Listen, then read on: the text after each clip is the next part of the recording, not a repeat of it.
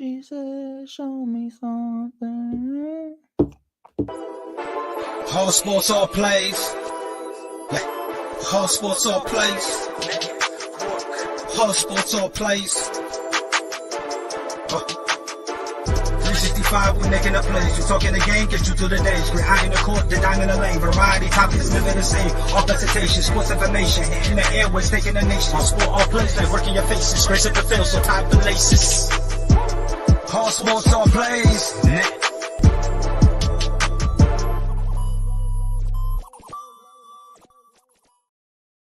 What up, what up, what up, what up, what up? Yo, tonight is just, I didn't mean to start this off with yo. That was very unprofessional. But this is just a live today. This is just a live. This isn't an episode of Mike on the Mic or anything else. This is just me going live, talking some Chicago sports on the ASAP network and on TikTok at Mike on the Mic, the Shy.Kid on TikTok. I appreciate everybody tuning in right now.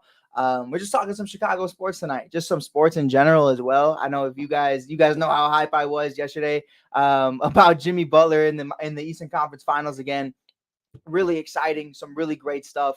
Some of the best basketball that I feel like Jimmy Butler's been playing probably since the finals run. And honestly, in my opinion, I think there was a different level of Jimmy Butler when he was in Philly that he still hasn't kind of surpassed. I feel like his game was more complete back then. All around, well-rounded, great individual. But man, I'm just so happy for Jimmy right now, man. I'm so happy for Jimmy. I'm ecstatic. I got to continue to reiterate that because this for me is just so much bigger than anything the Chicago Bulls are going to do in the next 5 to 10 years or anything bigger than what they've been doing the last 20 years.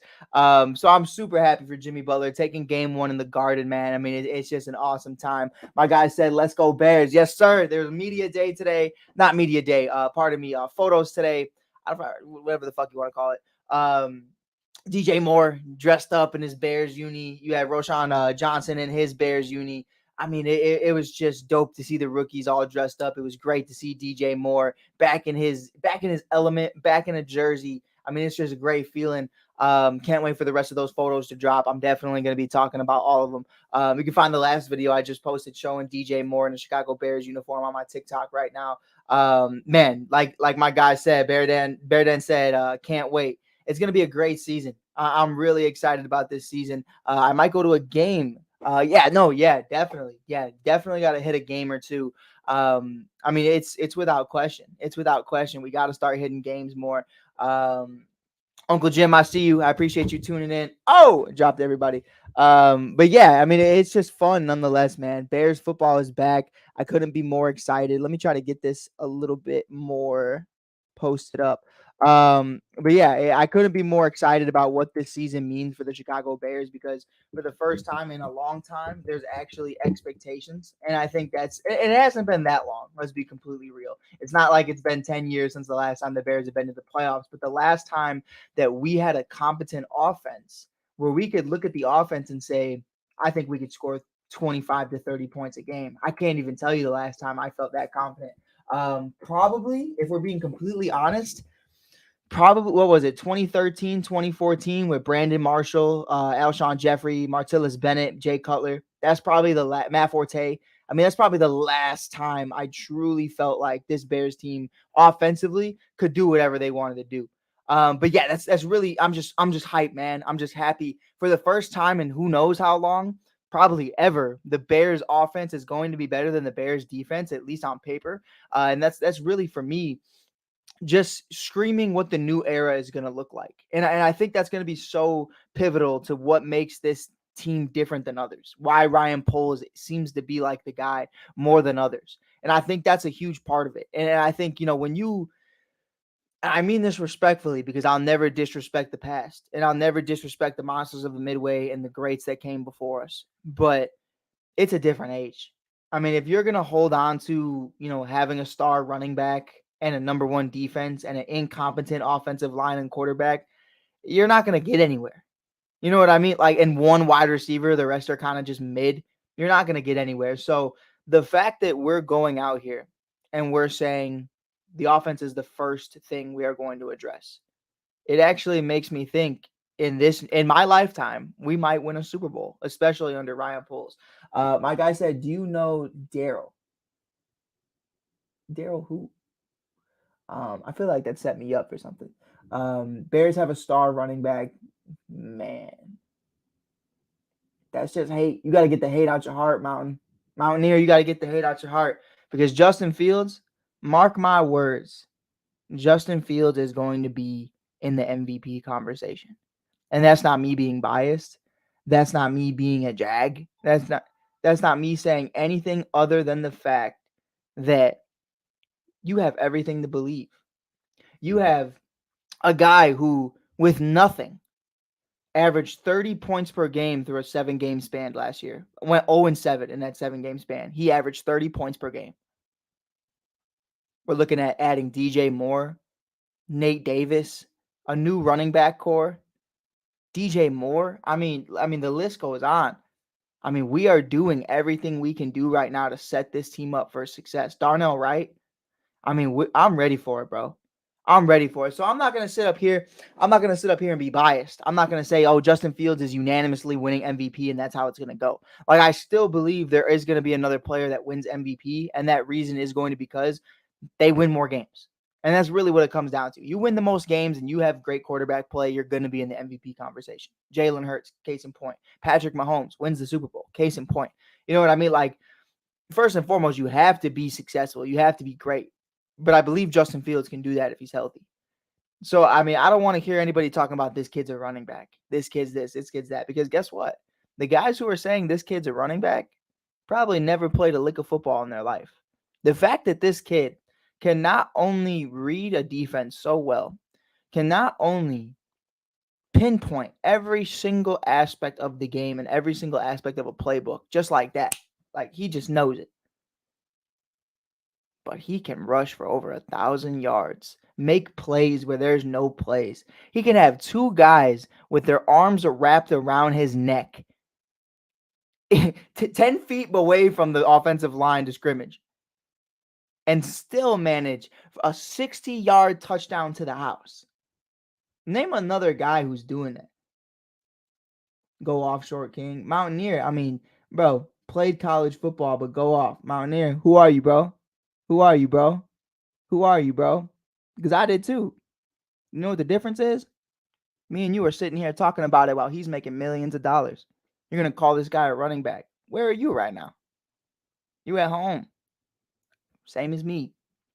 So I'm not going to sit here and belittle this guy who is the franchise quarterback of the Chicago Bears. It's crazy. It's just the couch coaches, man. The couch coaches are everything in today's game. I'm not here to argue with you. I'm just telling you the facts. Continues to be biased. That's crazy. That's crazy. Because the same guys, the craziest part right now, same guys were saying the same thing about Jalen Hurts. The same exact thing about Jalen Hurts. And that's the craziest part to me. Like, we have these conversations. We sit here every other day and we talk about, oh, Justin Fields can't throw the ball. Justin Fields can't do this. Justin Fields can't do that. Before A.J. Brown and Devontae Smith got in the cut, a lot of people said the same thing about Jalen Hurts. A lot of people did. A lot of people talked about how he didn't have success in Alabama, had to go to Oklahoma. A lot of people say that all the time. And, man, Josh Allen, another perfect example. Josh Allen's one of those guys as well. You bring in Stephon Diggs and it changes his life. What was he without Stephon Diggs? Like, I'm not sitting up here and trying to sell you that Justin Fields is the best quarterback in the league, but you to just call him a running back, man. Be better. You know what I mean? Just be better, because that is some of the most unoriginal, just not humorous comments that you'll ever make, because a dual threat quarterback who can do both, I mean, phenomenal. Phenomenal. This kid, you want to talk about college. What this kid did in college with an actual offensive playbook, with an actual wide receiver core and a great offensive line, this kid's phenomenal. So let's see what happens. I'm not hating on you. And I respect it. I respect you doubling down. But we're going to sit up here and say, this kid can't throw the ball. Like, we haven't seen him air it out several times. Like, the Bears didn't have the most drops in the NFL. Come on, bro. He had the best team in college football. So did Tua. How is he? And you know what? That's where we're going to end it.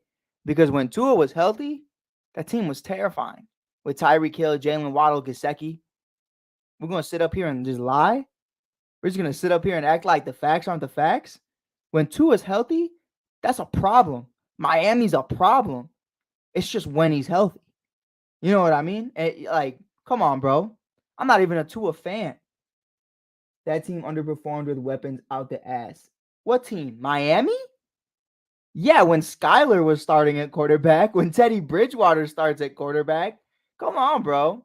What are we doing? Man, that's crazy. We're going to get to some other comments, though. What's our record look like this year? Man, I think, honestly, low and to continue the Justin Fields conversation, I think that's up to Justin. I really do. I don't like to put that kind of pressure on one guy, but if Justin Fields can stay healthy, I think we could win, I would say, 7 to 11 games. I think that's in the realm of possibility, especially with the schedule after it just dropped. And, health as well. The best ability is availability. And I think that's something that, a lot of us are just going to continue to reiterate is, last year he had a couple scares and throughout his entire career, he's had a couple scares. So I just like to see him finish the season healthy. That would be an amazing step in the right direction for him. He said, hey, man, everybody hates on us. Yeah, no, 100%. 100%. Who do you keep if you can only keep one, Mooney or Claypool? I 110% keep Mooney. I think that's really just the consensus. Mooney's one of those guys to me that I feel like is just exactly what you want in a wide receiver too.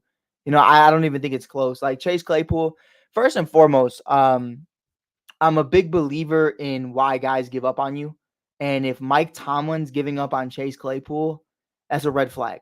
You know what I mean? Like if and it's not a knock on Claypool. You know what I mean? Like I'm not saying I won't take him at the number 3 spot. Like that's a great spot for you. But if it's coming down to who's getting wide receiver 2 money, Mooney or Claypool, I'm giving it to Mooney because Mooney's never given me a reason to think that he can't be a wide receiver 2. Like Claypool has given me several reasons to why I think he can't be a wide receiver 2. I think he's a 3. Being respectful. Tyler Scott will replace Mooney, bro. Yeah. Tyler Scott is one hell of a talent. And I think that's going to be something that I think, especially in RPOs, is going to be really utilized to the best ability. I'd love to see what Eberflus is already cooking up currently with Luke Getsy on that. The kid's a phenomenon. What he did in Cincinnati just continues to get slept on. I understand he's 5'8", and that definitely is something to take into consideration. So I wouldn't go too far and say that he's going to take Mooney's spot. But I definitely do think there are going to be conversations to where that number 3 role could kind of, by the end of the season, could kind of fluctuate. And I'm not going to just say it's between Claypool and Scott. Excuse me. But it's definitely going to be interesting, and it's definitely going to be something that I think, going forward is going to be crazy. Let Chase walk and draft him and draft MHJ, pardon me. Drafting MHJ. Harrison is crazy. Or Harrison, whatever. That Ohio State connection would be insane. I don't think they actually got to play together. Did they play together? I'm not quite sure on that. I don't think they played together too long, him and Justin Fields, but that kid is a true wide receiver 1. Man. Yeah, no, I didn't think they played together. The timeline wasn't really making sense in my head. But yeah, hey, MHJ wants to come to Chicago, no problem. You know what I mean? And that Panthers pick, it'd be really interesting to see what we did there. But, I do think at the end of the day, it's going to be really interesting to see what the Chicago Bears do. And I'm really excited to see what we do moving forward. I appreciate the follow, brother. If you're new here, definitely smack that follow button. We'll be doing this as much as possible. But yeah, man, what do you say? No Ohio State had Olave, JSN, and Jameson Williams. It was Jameson Williams. That was it. That definitely makes sense. That makes a lot more sense. So